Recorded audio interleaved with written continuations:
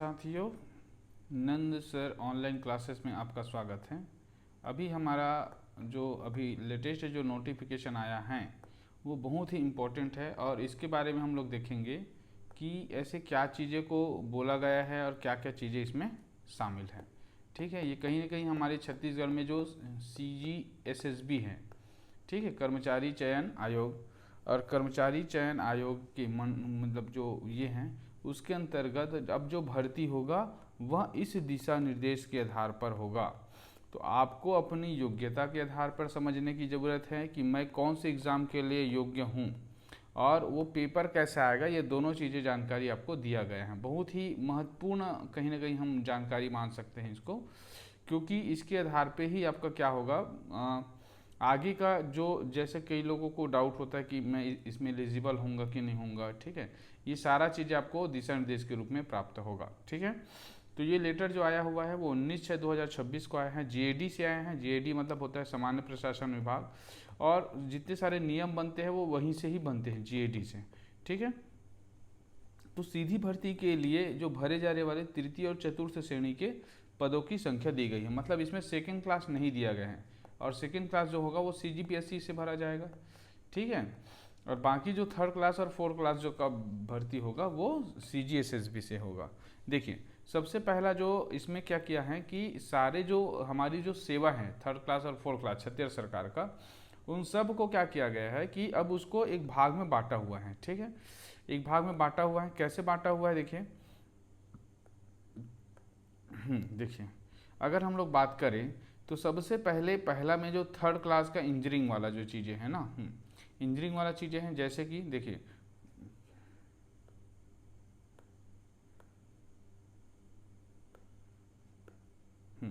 Engineering वाला चीज़ें हैं, जैसे कि बात करें, देखो एक होता है उप अभियंता सिविल ना, सिविल का हो गया, एक हो गया इलेक्ट्रॉनिक का हो गया, एक हो गया आपका मैकेनिकल का हो गया। ठीक है, हाँ, उप अभियंता मतलब सब इंजीनियर। हाँ, एक हो गया इलेक्ट्रॉनिक्स हो गया। ठीक है, एक हो गया आपका कंप्यूटर साइंस या IT हो गया, इसके साथ ही आपका माइनिंग होगा। ये 6 सब्जेक्ट की जब भर्ती होगा तो सबके लिए क्या क्या, जैसे सिविल में है तो सिविल के लिए अगर मान लीजिए सब इंजीनियर का भर्ती हुआ छत्तीसगढ़ में, ठीक है, तो अब क्या मांगा जाएगा, सिविल इंजीनियरिंग में 3 वर्षीय डिप्लोमा होना चाहिए।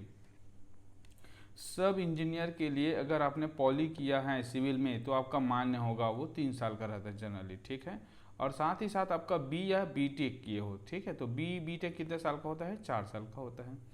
तो ये 3 साल वाला कोर्स पॉलिटेक्निक या 4 साल वाला कोर्स B, दोनों में से कोई भी किए हो, क्योंकि यहाँ पे क्या लिखा हुआ है, अथवा लिखा हुआ है। ठीक है, अथवा का मतलब होता है दोनों में से कोई भी किया होगा तो आप एलिजिबल रहेंगे सब इंजीनियर सिविल के लिए। ठीक है, दूसरा ऐसे ही इलेक्ट्रॉनिक के लिए, चाहे इलेक्ट्रिकल के लिए, तो इलेक्ट्रिकल के लिए इलेक्ट्रिकल इंजीनियरिंग में 3 वर्ष का पॉलिटेक्निक और B या BTech हो गया। ऐसे ही मैकेनिकल के लिए भी हो गया, ऐसे ही आपके इलेक्ट्रॉनिक्स के लिए भी हो गया। कंप्यूटर साइंस और IT में कई बार डाउट होता है, तो कंप्यूटर साइंस में भी वही है कि अगर पॉली आप कंप्यूटर साइंस से है अथवा आपके पास B की डिग्री है CS का, या इसमें क्या दिया है कि ME भी दिया हुआ है कि अगर आप ME भी किए हैं, या कई लोग MCA किए रहते हैं। MCA जब करते हैं ना तो उसके लिए क्या पॉली की या डिप्लोमा की ज़रूरत नहीं पड़ता। ठीक है, या तो आपको ग्रेजुएशन भी ज़रूरत नहीं होता क्योंकि BCA करना पड़ता है। तो MCA को अलाउड किया गया है यहाँ पे। ठीक है, BCA को नहीं किया गया, किसको किया है, MCA को, या कोई CTech में MTech किया हुआ है उनको भी अलाउ किया गया जाएगा। ठीक है, साथ ही साथ ME किया हुआ है उसको भी अलाउ करेंगे, मास्टर ऑफ इलेक्ट्रॉनिक इंजीनियरिंग। तो ये चीज़ें हैं CS की, ये थोड़ा सा इंपॉर्टेंट है। माइनिंग वालों के लिए भी है कि 3 साल का अगर आप लोग डिप्लोमा किए हैं कहीं से, या तो आप B किए हैं, तो आप इसमें एलिजिबल होगा। अब जो भर्ती होगा उसमें क्या होगा कि इसमें 2 भाग होगा, सबको एक साथ लिया जाएगा, या ऐसे इसीलिए बनाया गया, इसको समझना पड़ेगा आपको। ऐसे समझना पड़ेगा कि मान ले जाए सभी की भर्ती जैसे देखा जाए। ठीक है, सभी की भर्ती देखा जाए तो इसमें क्या है कि जैसे कि अब देखो ये सब इंजीनियर का भर्ती आएगा, एक साथ आएगा, तो एक होगा कॉमन पेपर होगा और एक होगा सब्जेक्टिव पेपर होगा। ठीक है, अभी भी वैसे ही होता है अगर हम लोग समझे जाए तो।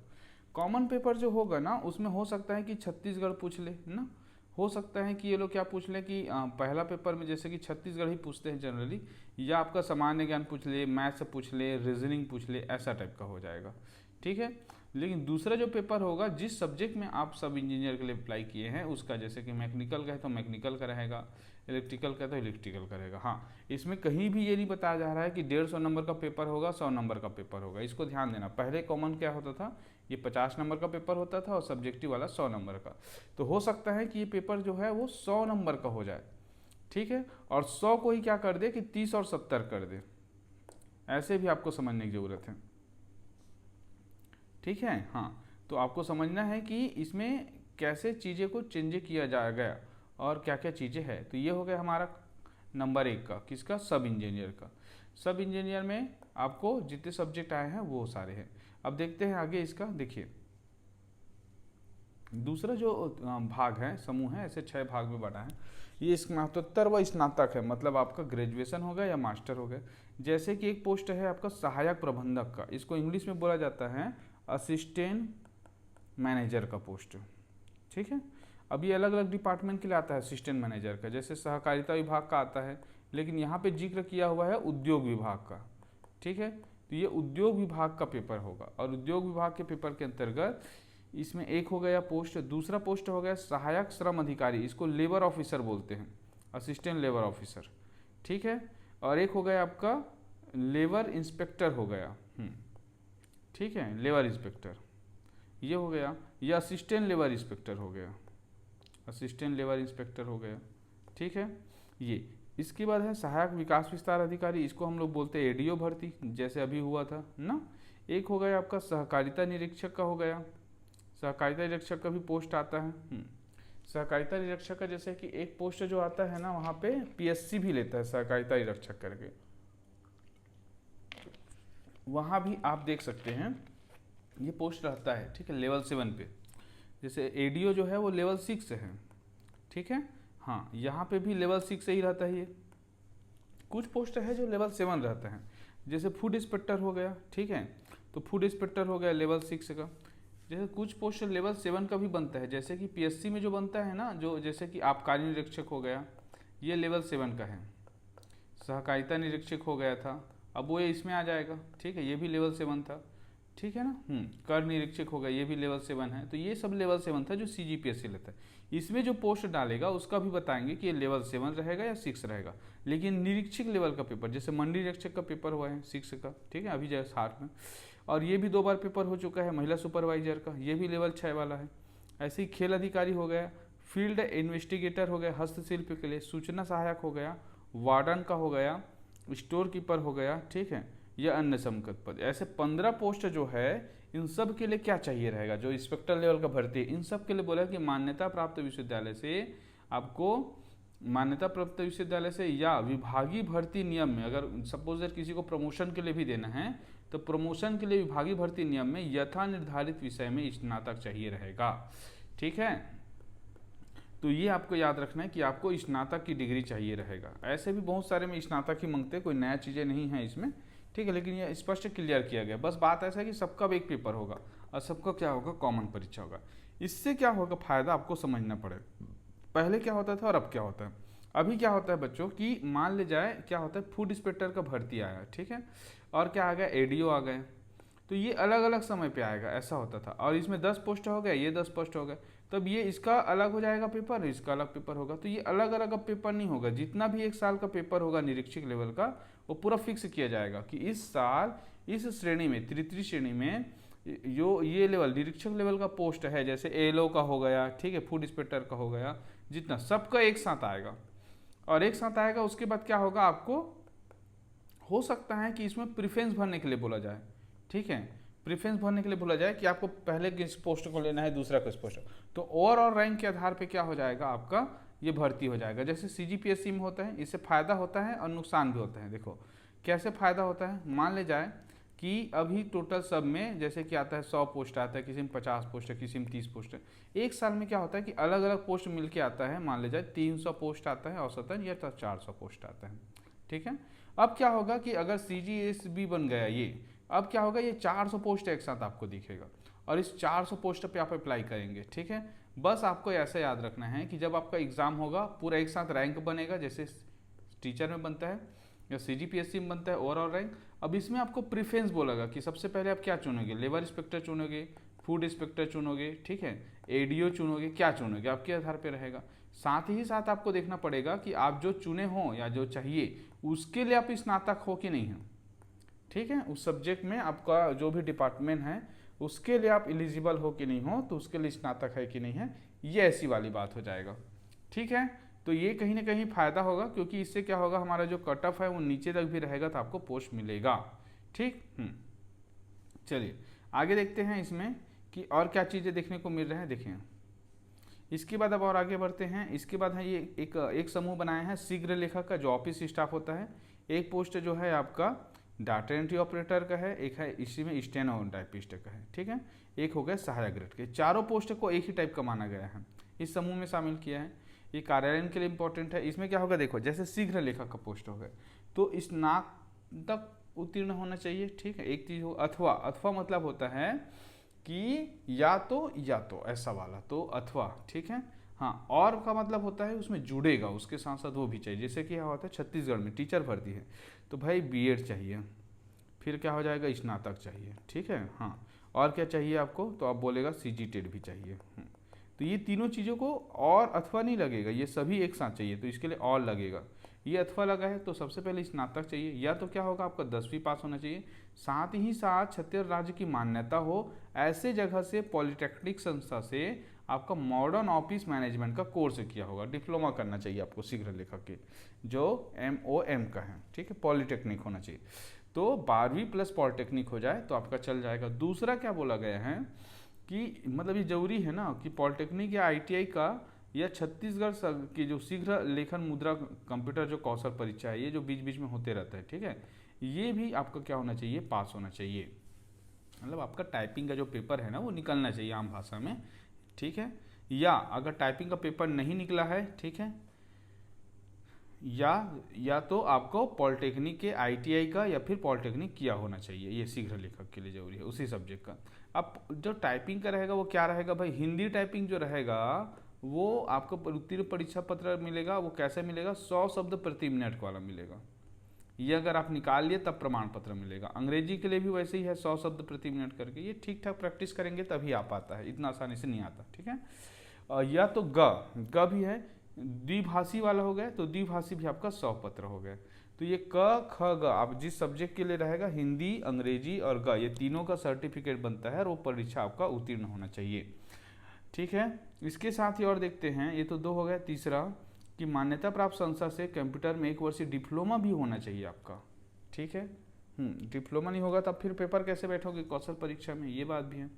छत्तीसगढ़ शीघ्र लेखन मुद्रा कौशल परीक्षा के परिषद से कंप्यूटर और सॉफ्टवेयर के माध्यम से मुद्रा लेखन गति 10,000 की डिप्रेशन प्रति घंटा के प्रमाण पत्र, या तो आपका एक प्रमाण पत्र होना चाहिए कि 10,000 प्रति घंटा वाला प्रमाण पत्र होना चाहिए, ठीक है। ये 4 चीज़ें मांगा गया है शीघ्र लेखक के लिए, और ये सारा चीज़ें अगर है तो आप अप्लाई कर सकते हैं और इसके लिए कॉमन पेपर होगा, ठीक है। आगे देखते हैं, डाटा एंट्री ऑपरेटर मतलब सबके लिए कॉमन पेपर होगा, उसके बाद फिर आपका टाइपिंग मांगा जाएगा, ठीक है, इतना सारा चीज़, उसके बाद उसका सर्टिफिकेट। डाटा एंट्री ऑपरेटर के लिए भी बोल रहा है कि स्नातक होना चाहिए। ये अच्छी बात है कि अब स्नातक डाटा एंट्री ऑपरेटर जो रहेगा ये चेंज हुआ है, अब स्नातक जरूरी है, DO ना, हाँ, अगर डाटा एंट्री ऑपरेटर है तो।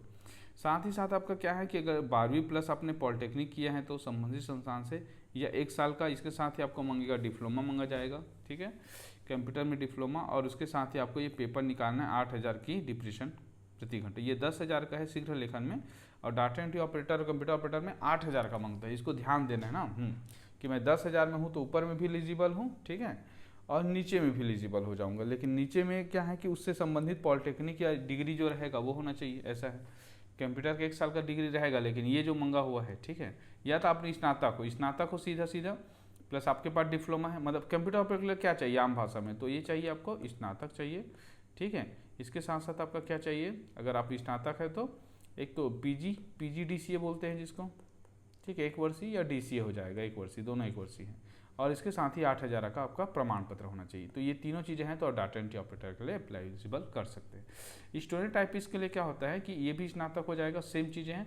हाँ, इसमें हिंदी शीघ्र लेखन होना चाहिए 60 शब्द प्रति मिनट की गति करके, और मान्यता प्राप्त कंप्यूटर से 1 वर्षीय डिप्लोमा, ठीक, ये क्लियर हो गया।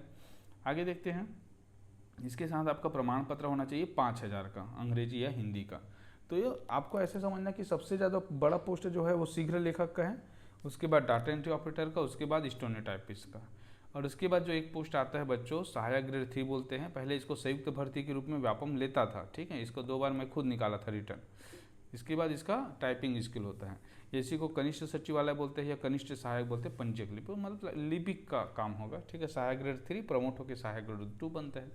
इसके लिए चाहिए भाई स्नातक चाहिए, साथ ही साथ आपका स्नातक नहीं है तो 12वीं प्लस आपका पॉलिटेक्निक चाहिए, या अब ये हो गया ये दोनों में से एक ठोक चाहिए। साथ ही साथ आपका 1 साल का PGDCA चाहिए, और आपको ये एग्ज़ाम जो है वो 5,000 हिंदी और अंग्रेजी के प्रति घंटे के हिसाब से प्रमाण पत्र मिलना चाहिए, ठीक है। ये एग्ज़ाम जो होता है ना बीच बीच में होता है, इसमें घबराने की ज़रूरत नहीं है कि अगर ये पोस्ट आएगा तो इससे पहले एग्ज़ाम हुआ होगा ऐसा, ठीक है। लेकिन इसको पास करके रखे रहना होता है, जैसे सेट पास करके रखना है, टेट पास करके रखना, वैसे ये पास करके रखना है।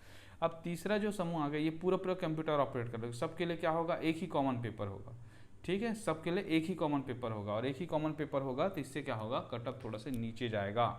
शीघ्र लेखन वाला रहेगा तो ये नीचे होगा, इसको अलग अलग पेपर ले लेता है तो कटअप का क्या है कि थोड़ा सा गड़बड़ होता है, वही बच्चे को बार बार पोस्ट मिलता है ऐसा। अब आता है उप समूह 3 करके।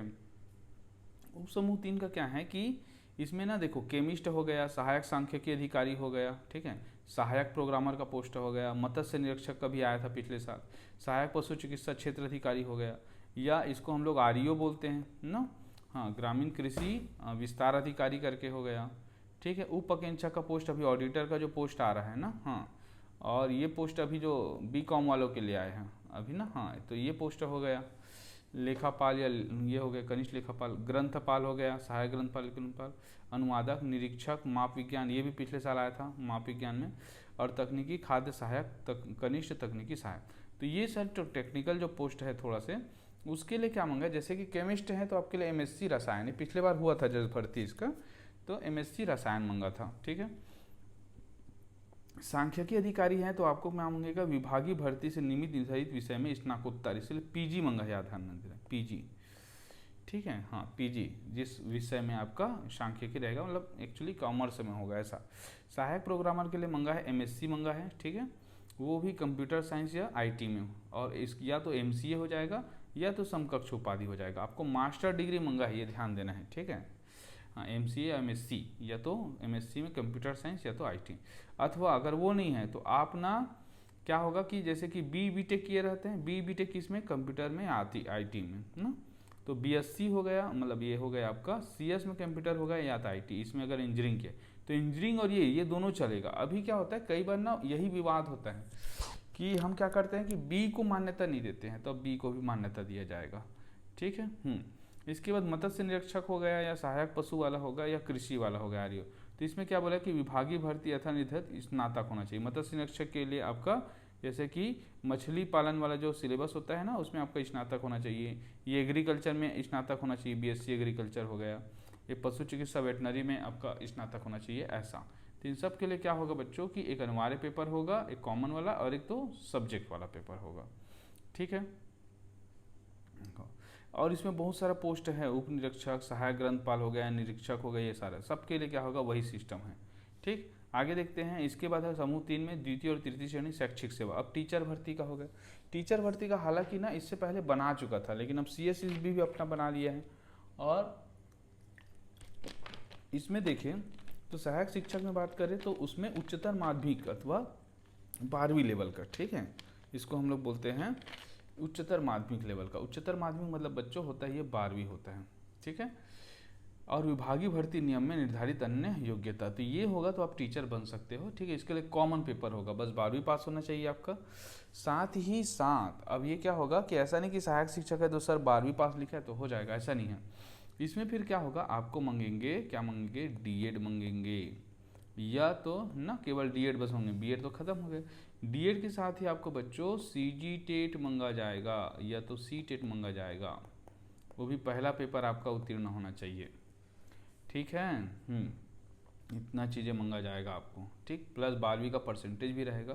तो ये कॉमन पेपर होगा, ये इसके लिए आर्ट्स साइंस कॉमर्स ऐसा कुछ नहीं। लेकिन अगर हम इसी में आते हैं उप समूह 2 में टीचर और व्याख्याता के लिए, तो टीचर के लिए स्नातक मांगा गया है। देखो स्नातक या अन्य हर्ता, स्नातक और अन्य हर्ता में क्या हो जाएगा आपका कि आपका सब्जेक्ट है, जैसे कि एक होता है बच्चों आर्ट्स का होता है, एक होता है विज्ञान का होता है, और विज्ञान में भी दो हो जाता है कि आप बायो वाले हैं या तो गणित वाले हैं, ये हो गया।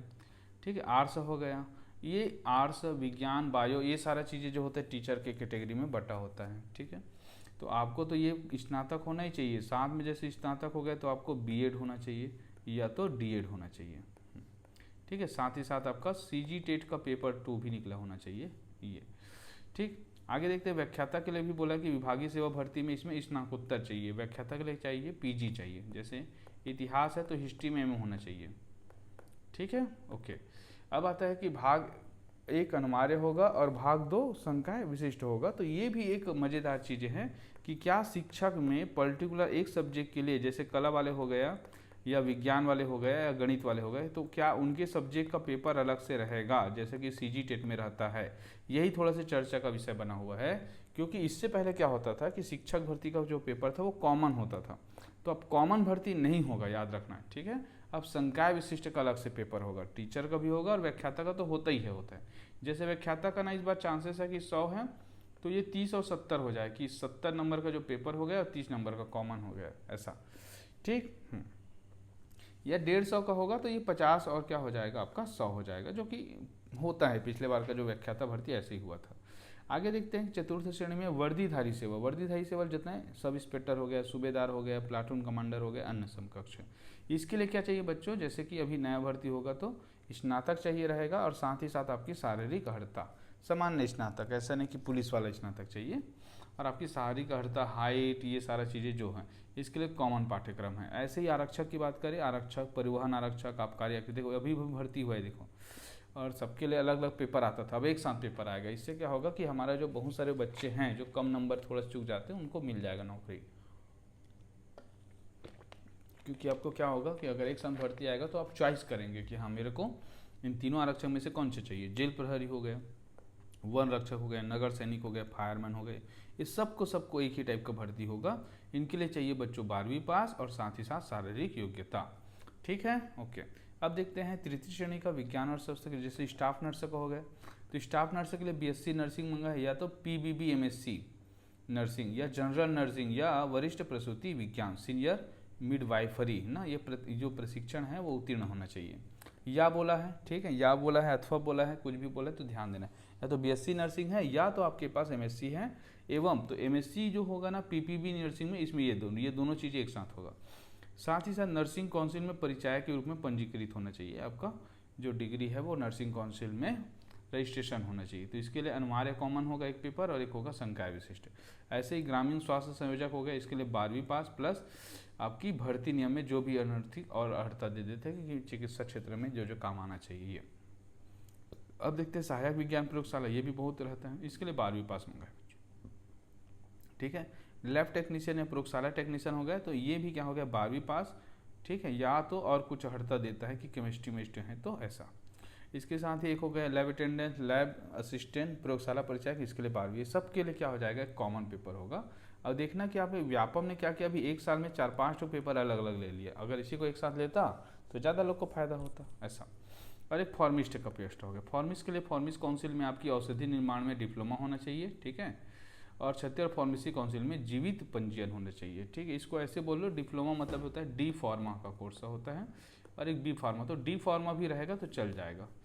ठीक है, इसके लिए भी एक कॉमन होगा और एक संकाय विशिष्ट का पेपर होगा। अब आता है तृतीय हायर सेकेंडरी स्तर का सहायक मानचित्रकार हो गया कि वस्तुकला आपका डिप्लोमा हो गया, या तो आपने पर्टिकुलर कोई आईआईटी में मानचित्रकरण में आईआईटी किया है, या तो सर्वेयर का व्यावसायिक शिक्षुता प्रमाण पत्र मिला हुआ है आपको। ठीक है, या industrial council of vocational training जो 3 साल का होता है उसका प्रमाण पत्र है। ये चारों में से कोई भी एक ठुक है तो आप इस पेपर में बैठ सकते हैं। जैसे अनुरेखक का हो गया कि ड्राइंग को एक विषय के रूप में लेकर किसी मान्यता प्राप्त से 12वीं पास आपने किया है तो, या तो समकक्ष में हायर सेकेंडरी तकनीकी परीक्षा का प्रमाण पत्र या व्यावसायिक शिक्षता प्रमाण, ये तीनों को आपको देख ले रहना जब पोस्ट आएगा। तो हैंडबैग टेक्नीशियन पिछले बार आया था, इसके लिए 12वीं पास मंगा हुआ है। इलेक्ट्रीशियन हो गया, फिटर हो गया, वेडर हो गया, ये सब 12वीं पास रहेगा। ठीक है, ये हो गया आपका निरीक्षक, हथकरघा सहायक, ये डीटीपी ऑपरेटर, ये सारा चीज़ सब 12वीं पास। उप समूह 2 देखते हैं, पटवारी बहुत इंपॉर्टेंट भर्ती है ना, तो ये 12वीं मांगता है प्लस क्या होगा 1 वर्षीय डिप्लोमा। तो PGDCA ही मांगता है, मान के चलो, ठीक है। कॉमन पेपर होगा ये। अमीन का पोस्ट होगा, ये भी 12वीं मांगता है ना। और विभागीय भर्ती नियमानुसार अन्य है, तो इसमें क्या होगा, इसमें भी PGDCA मांग सकता है विभागीय भर्ती में। तो हाँ अभी इसमें लिखा नहीं है लेकिन ना, ठीक है। छात्रावास अधीक्षक के लिए बच्चों आपके पास PGDCA भी होना चाहिए और साथ ही साथ आपका हायर सेकेंडरी होना चाहिए। तो इन सब का एक कॉमन पेपर होगा, क्योंकि सभी में 12वीं पास और PGDCA मंगा है। अब वाहन चालक हो गए, तो वाहन चालक तृतीय श्रेणी में 10वीं पास होना चाहिए, ठीक है। ये सारा चीज़ें लिखा हुआ है। इसमें जितने सारे लोअर 4 क्लास का पोस्ट होता है वो सब। तो इस प्रकार सारे पोस्टों को बताए गए हैं। इससे कहीं ना कहीं छत्तीसगढ़ के अभ्यर्थियों को क्लियर होगा कि मैं कौन से पोस्ट के लिए एलिजिबल हूँ। ओके, तो आज का वीडियो इतना ही।